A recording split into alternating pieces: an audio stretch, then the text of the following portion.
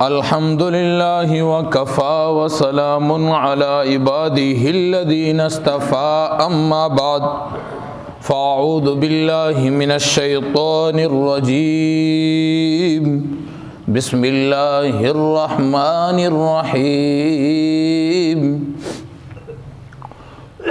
ودخل معه السجن فتيان قال احدهما انی ارانی اعصر خمرا وقال الاخر انی ارانی احمل فوق رأسی خبزا تأکله الطیر سبحان ربک رب العزت عما یصفون وسلام علی المرسلین والحمد للہ رب العالمین اللہم صلی علی سیدنا محمد وعلی آل سیدنا محمد وبارک وسلم اللہم صلی علی سیدنا محمد وعلی آل سیدنا محمد وبارک وسلم اللہم صلی علی سیدنا محمد وعلی آل سیدنا محمد وبارک وسلم۔ محترم بزرگوں اور دوستوں، میں نے سورہ یوسف کی ایک آیت تلاوت کی ہے۔ حضرت یوسف علیہ السلام نے جیل کے اندر اپنے ساتھیوں کے اندر جو توحید بیان کی ہے، اس توحید کو بیان کیا جائے۔ حضرت یوسف علیہ السلام نبی ہیں اور سلسلہ در سلسلہ ان کے سلسلے میں نبوت چلی ہے۔ باپ نبی، دادا نبی، پر دادا نبی۔ تو اب انہوں نے جو بات کہی ہوگی کتنی اہمیت والی بات ہوگی۔ حدیث مبارکہ میں آتا ہے، اللہ کے محبوب صلی اللہ علیہ وسلم نے فرمایا، جو انسان نیکی کرتا ہے اللہ رب العزت اس کی نیکی کو 7 پشتوں تک چلاتے ہیں۔ اس کی نیکی کی اثرات، نیکی کی برکات اللہ رب العزت 7 نسلوں تک چلاتے ہیں۔ جو انسان برائی کرتا ہے اللہ رب العزت اس برائی کے اثرات کو بھی 7 پشتوں تک، 7 نسلوں تک چلاتے ہیں۔ اس لیے علماء کرام نے لکھا ہے کہ سب سے پہلے جو شرک پیدا ہوا، سیدنا نوح علیہ نبینا علیہ السلام جس قوم میں تشریف لائے، اس قوم کے اندر 5 بتوں کو پوجا جاتا تھا۔ سورہ نوح کے اندر ان کا ذکر ہے۔ تو اس کے متعلق لکھتے ہیں خصوصاً قاری طیب قاسمی، جو نصف صدی تک دارالعلوم دیوبند کے محتمر رہنے والی شخصیت ہے، فرماتے ہیں کہ آدم علیہ السلام کے 2 بیٹے حابل اور قابل نے اپنے بھائی کو قتل کیا، اور قتل اس وجہ سے کیا کہ جو لڑکی حابل کے نکاح میں آ رہی تھی وہ اس کی سگی بہن تھی، وہ اس کو اپنے نکاح میں لانا چاہ رہے تھے۔ اس وجہ سے دنیا میں سب سے پہلا قتل وہی ہوا تھا، قابل نے اپنے بھائی حابل کا قتل کیا تھا۔ فرماتے ہیں کہ اس کی نسل میں اللہ رب العزت نے اس کو نحوست کو چلایا، اس کی 7ویں پشت کے اندر بت پرستی اور اللہ رب العزت کے علاوہ غیر اللہ کی پوجا، یہ چیز اس کی نسل کے اندر شروع ہوئی۔ اور پھر قاری طیب صاحب قاسمی رحمۃ اللہ علیہ لکھتے ہیں کہ جتنی بھی قومیں آئی ہیں جن میں جابر قسم کے، ظالم قسم کے لوگ تھے، اکثر و بیشتر قومیں اسی قابل کی نسل سے پیدا ہوئی ہے۔ تو انسان نیکی کرتا ہے، نیکی کا اثر بھی ملتا ہے نسلوں میں، اور برائی کرتا ہے تو برائی کا اثر بھی ملتا ہے نسلوں میں۔ تو حضرت یوسف علیہ السلام وہ ہیں جن کے آبا و اجداد نبی ہیں، جن کے پردادا ابراہیم، اللہ رب العزت نے ابراہیم علیہ السلام کے بارے میں فرمایا، ان ابراہیم کان امہ قانتا للہ حنیفا۔ اللہ رب العزت نے ابراہیم علیہ السلام کی تعریف کی ہے۔ تو حضرت یوسف علیہ السلام جو نسل کے اعتبار سے، سلسلے کے اعتبار سے ایک پاکیزہ گھرانے سے تعلق رکھتے ہیں، اور خوبصورتی کے متعلق اللہ کے محبوب صلی اللہ علیہ وسلم فرماتے ہیں اللہ رب العزت نے حسن کے 2 حصے کیے، ایک پوری کائنات کو دیا اور ایک اکیلے یوسف کو دیا۔ اور یہاں پہ ایک بیچ میں سوال اور اس کا جواب. تو یوسف علیہ الصلوۃ والسلام اتنے حسین تھے تو محبوب صلی اللہ علیہ وسلم یعنی آدھا حسن ان کو مل گیا تو محبوب صلی اللہ علیہ وسلم یوسف سے حسین تھے. تو اس کا جواب قاری طیب صاحب قاسمی رحمۃ اللہ علیہ دیتے ہیں کہ یوسف علیہ الصلوۃ والسلام کے لیے حسن کا لفظ استعمال ہوا ہے، لیکن اللہ رب العزت اللہ جمیل ویحب الجمال، اللہ رب العزت جمیل ہے، خوبصورت ہے اور جمال سے محبت کرتے ہیں. اپنے محبوب صلی اللہ علیہ وسلم کو اللہ نے حسن تو دیا ہی تھا لیکن جمال عطا فرمایا تھا، وہ جمال یوسف علیہ الصلوۃ والسلام کے پاس نہیں تھا. ام عائشہ فرماتی ہے کہ ان عورتوں نے یوسف کو دیکھا اور انگلیاں کاٹ بیٹھی اور میرے محبوب کو اگر دیکھ لیتی تو گلے کٹوا دیتی، اور ہوا بھی ایسا ہے کہ یوسف کو دیکھ کر انگلیاں کاٹ دی لیکن توحید پر ایمان نہیں لائی. لیکن محبوب صلی اللہ علیہ وسلم کے حسن کو جس نے دیکھا، جمال کو جس نے دیکھا، پہلے ایمان لائے پھر انگلیاں کیا ہوتی ہے گلے کٹوا دیے. حسن یوسف دم عیسیٰ ید بیزاداری، آنچ خوبا ہم دارن تو تنہا داری. جتنے بھی معجزات سب کے سب اور جو کچھ کمالات تھے سب کے سب آمنہ کے لال کے پاس ہے. تو حضرت یوسف علیہ الصلوۃ والسلام ایک موقع پر وہ قرآن مقدس میں ان کے قول کو نقل کیا ہے، وما ابرئ نفسی ان النفس لامارۃ بالسوء، کہ نفس جو ہے اس کے دھوکے سے وہی بچ سکتا ہے جسے اللہ بچائے.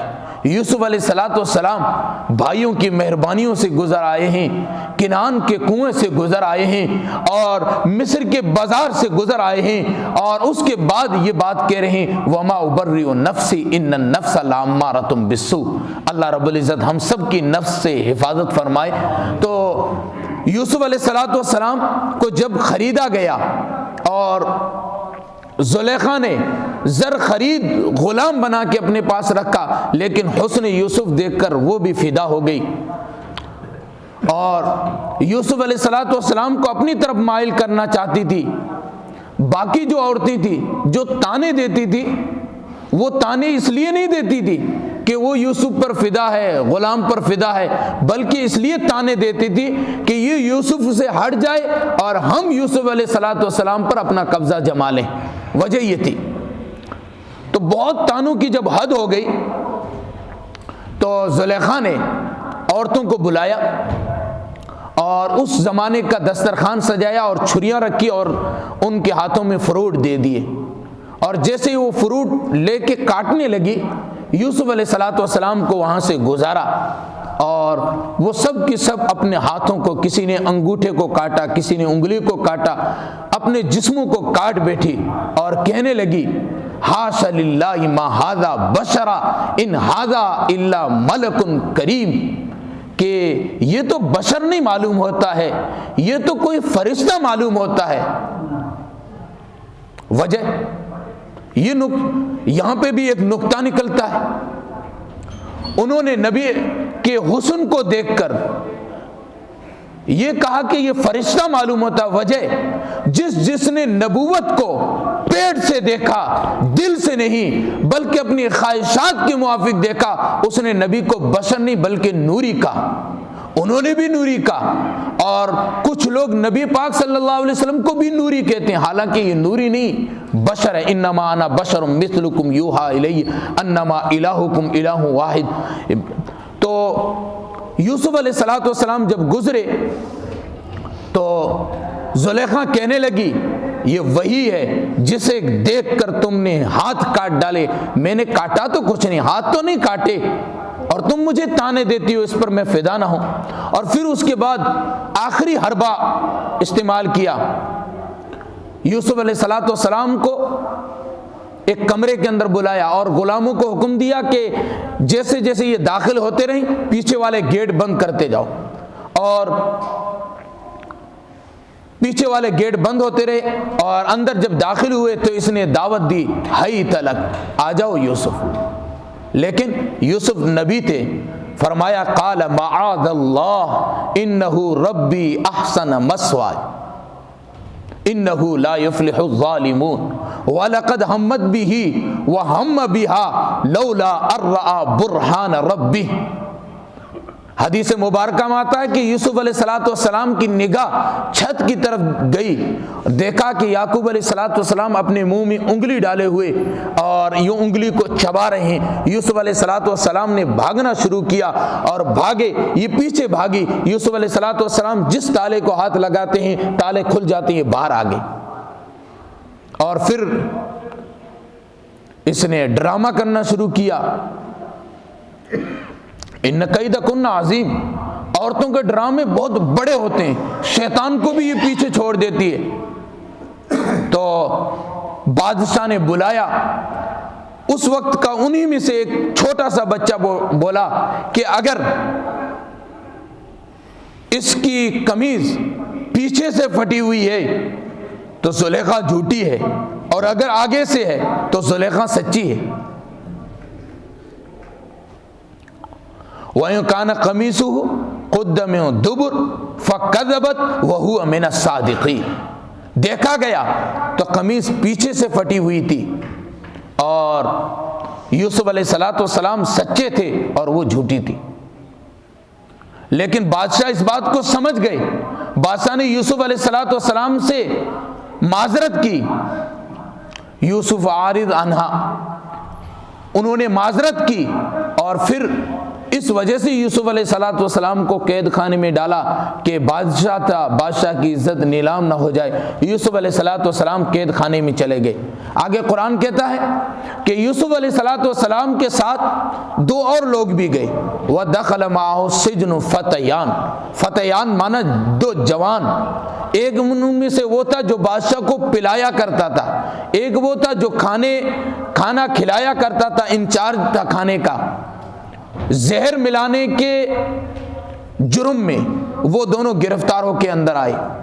ان دونوں نے خواب دیکھا تو یوسف علیہ السلام کے پاس آئے۔ وَدَخَلَ مَعَهُ السِّجْنَ فَتَيَانِ قَالَ أَحَدُهُمَا إِنِّي أَرَانِي أَعْصِرُ خَمْرًا وَقَالَ الْآخَرُ إِنِّي أَرَانِي أَحْمِلُ فَوْقَ رَأْسِي خُبْزًا تَأْكُلُهُ الطَّيْرُ مِنْهُ نبئنا بتأویلہ انا نراک من المحسنین، کہ ہم آپ کے پاس آئے ہیں، آپ ان باقی لوگوں سے الگ لگتے ہیں، آپ احسان کرنے والے ہیں، آپ، یا اس کا مراد مفسرین نے یوں لیا ہے کہ آپ احسان کے ساتھ نماز پڑھنے والے ہیں۔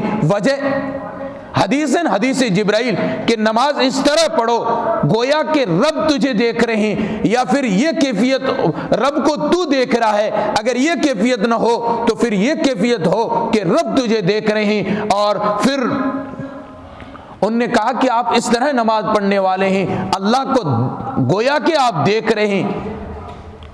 تو یوسف علیہ السلام نے ان سے کہا کہ میں خواب کی تعبیر بتاؤں گا، لیکن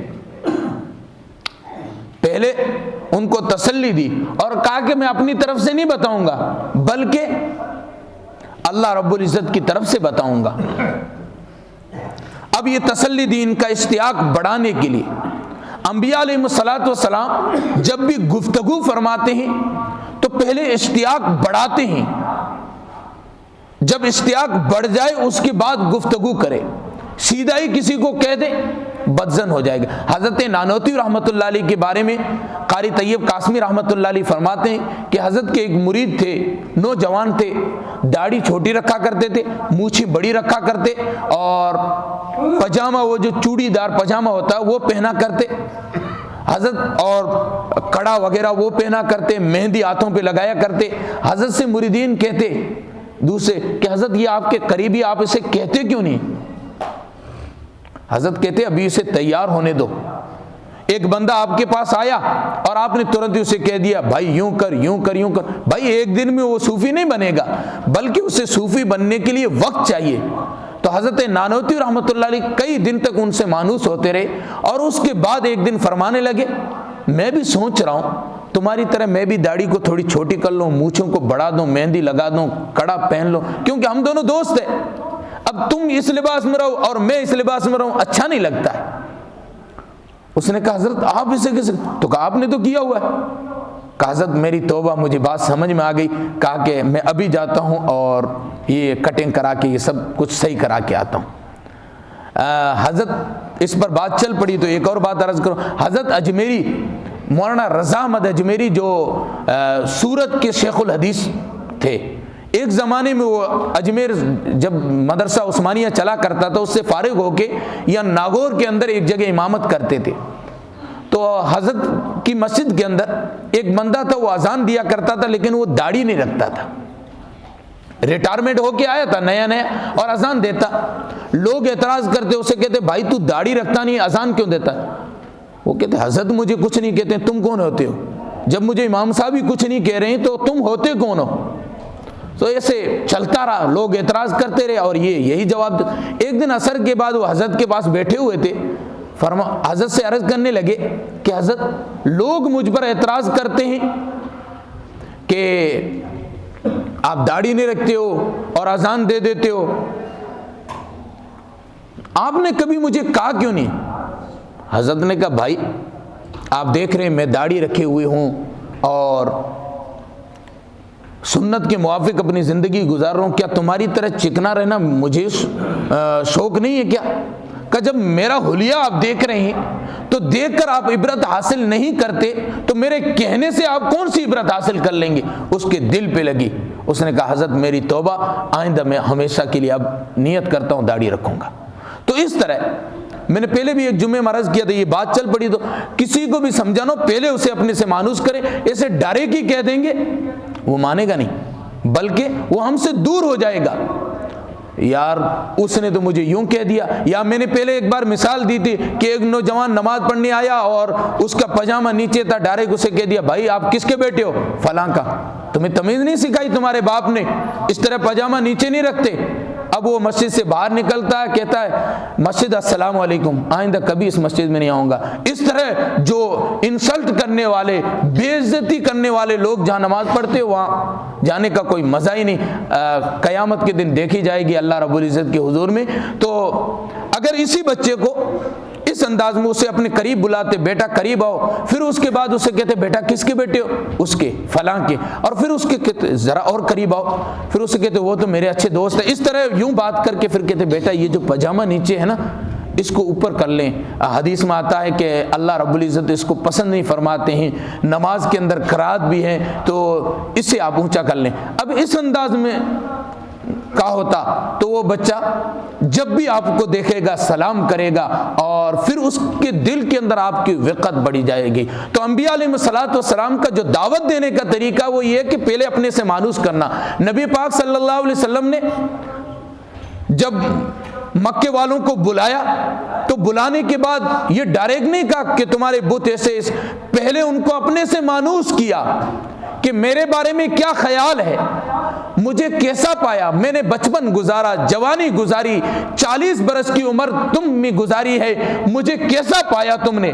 تو سب نے کہا ہم نے تجھے سچا پایا، صدیق پایا، امین پایا۔ یہ سب کہہ دینے کے بعد پھر نبی پاک صلی اللہ علیہ وسلم نے توحید کی دعوت رکھی۔ تو یوسف علیہ الصلوۃ والسلام نے جو توحید کی دعوت رکھی ہے پہلے سے اپنے سے مانوس کیا۔ انشاءاللہ انہی آیتوں کی تفسیر اور ترجمہ اگلے ہفتے اللہ رب العزت ہمیں دعوت کے اسلوب اور دعوت کا طریقہ اللہ رب العزت ہماری زندگیوں میں عطا فرمائے اور ہماری زندگیوں کو توحید اور سنت کے موافق گزارنے کی توفیق نصیب فرمائے۔ وآخر دعوانا الحمدللہ رب العالمین۔